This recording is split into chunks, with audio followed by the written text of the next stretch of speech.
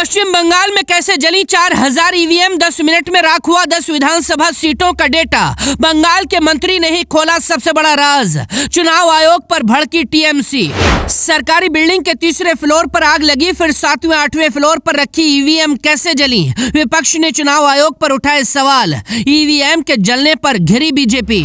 आप सोचिए, जिस पश्चिम बंगाल के चुनाव में फर्जीवाड़े को लेकर ममता बनर्जी हाई कोर्ट तक पहुंच गई, जिस चुनाव में टीएमसी के नेता बेईमानी के आरोप लगाते रहे, उसी बंगाल में आज 4000 ईवीएम मशीनें जलकर राख हो गई हैं। दक्षिणी कोलकाता के अलीपुर इलाके में एक सरकारी बिल्डिंग में आग लगती है। यह आग दूसरे और तीसरे फ्लोर पर लगी, लेकिन बीच की मंजिलों को छोड़कर सीधा 7वें और 8वें फ्लोर पर पहुंच गई, जहां 4000 ईवीएम मशीनें रखी गई थी और यहीं पर सारी मशीनें कुछ ही मिनटों के अंदर राख हो गईं। बिजनेस स्टैंडर्ड की रिपोर्ट के मुताबिक आग में जो ईवीएम जलकर राख हुई, उनसे इसी साल बंगाल विधानसभा चुनाव में 10 सीटों पर वोटिंग कराई गई थी।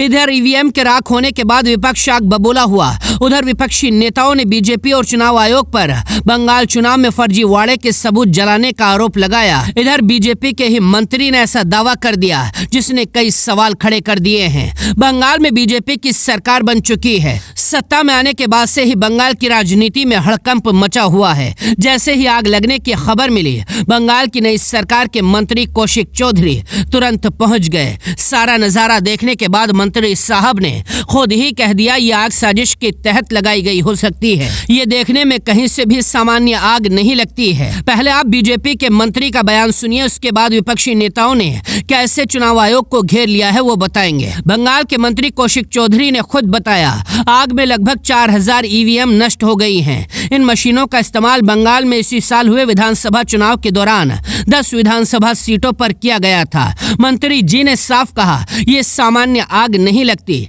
हम इसकी जांच कराएंगे। जब आग दूसरी और तीसरी मंजिल पर लगी थी, तो फिर ये 9वीं और 10वीं मंजिल तक कैसे पहुंच गई, ये बड़ा सवाल है। इसकी सच्चाई सामने लाई जाएगी।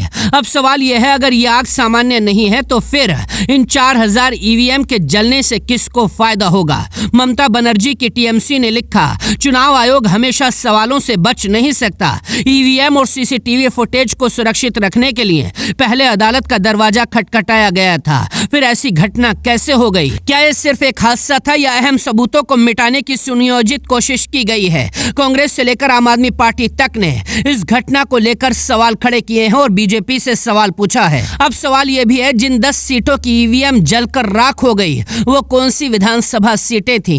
ईवीएम पर विपक्षी पार्टी हमेशा से सवाल उठाती आई हैं। राजनीति में हमेशा ईवीएम निशाने पर रही है। अब बंगाल में टीएमसी की हार के बाद ईवीएम का जलना बड़ी खबर है। इसीलिए बीजेपी के कई नेता भी हैरान हैं और साजिश की आशंका जता रहे हैं। हालांकि अब जांच शुरू हो चुकी है। जांच का नतीजा कब तक और क्या निकलेगा ये तो नहीं पता, लेकिन इतना जरूर है, इसकी जांच निष्पक्षता के साथ ही होनी चाहिए। Bureau report.